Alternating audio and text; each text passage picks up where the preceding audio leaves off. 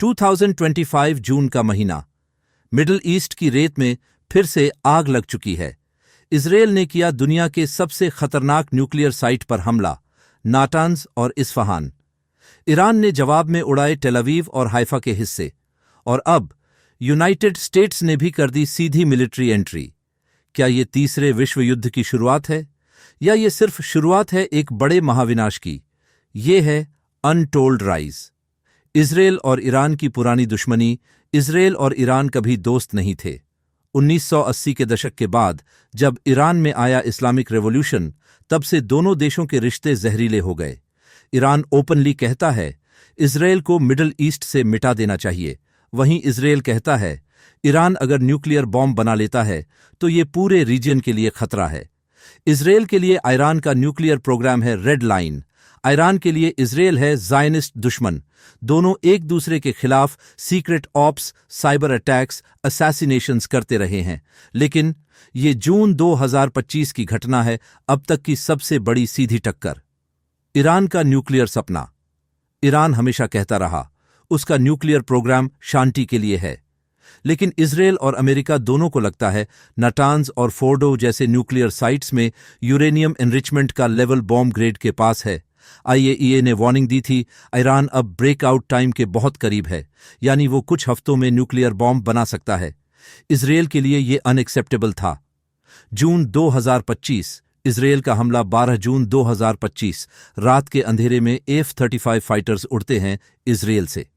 Radar system को bypass करते हुए ये जेट्स पहुंचते हैं ईरान के अंदर। पहला टारगेट नातांज, जहां यूरेनियम एनरिचमेंट होती है। दूसरा टारगेट इस्फहान, जहां एडवांस्ड सेंट्रीफ्यूज प्लांट है। प्रिसिशन गाइडेड बम्स गिराए गए। सैटेलाइट इमेजेस में दिखा पूरा साइट खाक हो गया। 10+ सीनियर इरानियन न्यूक्लियर साइंटिस्ट्स मारे गए। इजरायल ने कहा हमने ईरान की न्यूक्लियर कैपेसिटी को कई साल पीछे धकेल दिया है। ईरान का जवाब, मिसाइल की बरसात। 14 जून तेहरान से आया जवाब। ईरान ने लॉन्च किए फातेह 110 और Shahed drones. Targets Haifa port, Tel Aviv military base और अशडोड रिफाइनरी।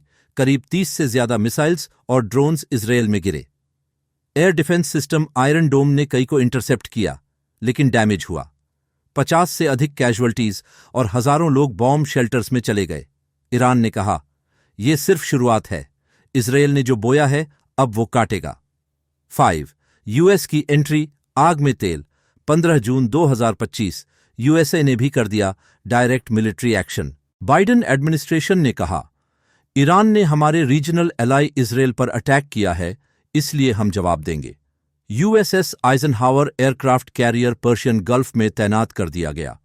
यूएस नेवी ने ईरान के रेडार सिस्टम्स और मिसाइल बेसिस पर क्रूज मिसाइल अटैक लॉन्च किया। अमेरिका ने इस्फहान के बाहर एक ईरानियन एयर डिफेंस हब को डिस्ट्रॉय किया। साइबर अटैक से ईरान की कमांड सिस्टम्स को जैम किया गया।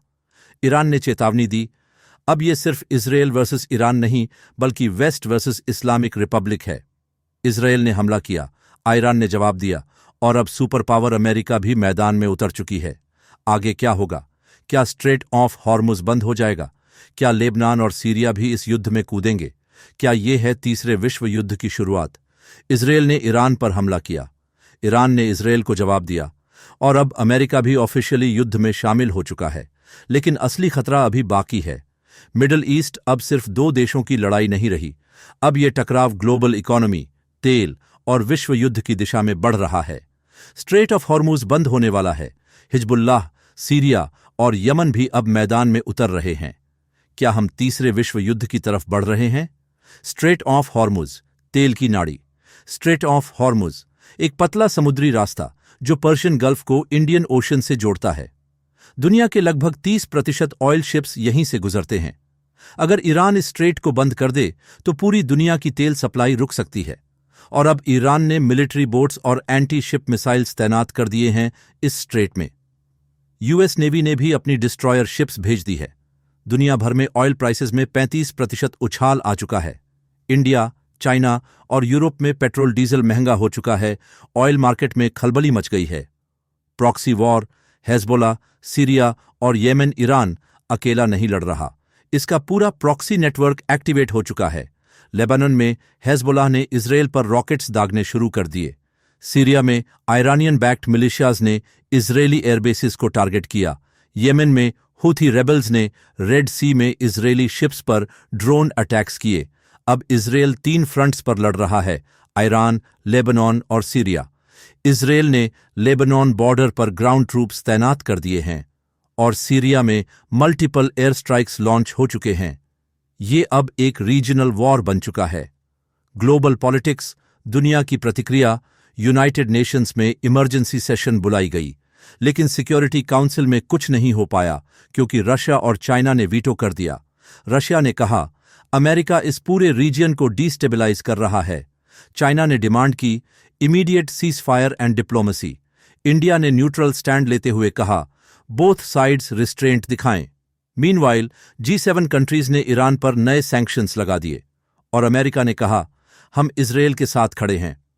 वर्ल्ड वॉर 3 का खतरा। अब सवाल ये नहीं है कि कौन जीतेगा, सवाल ये है कि ये युद्ध कितना फैलेगा। अगर हिजबुल्लाह पूरे लेबनान से अटैक करता है, अगर सीरिया में रशिया शामिल होता है, अगर ईरान ने इजरायल पर बैलिस्टिक मिसाइल से हमला किया तो ये युद्ध जा सकता है फुल स्केल रीजनल वॉर में, और वहीं से हो सकती है वर्ल्ड वॉर 3 की शुरुआत। अब आगे क्या?